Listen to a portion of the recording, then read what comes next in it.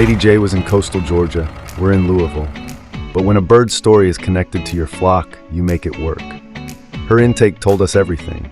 She was alive, but barely, near starvation. But that's where her comeback started.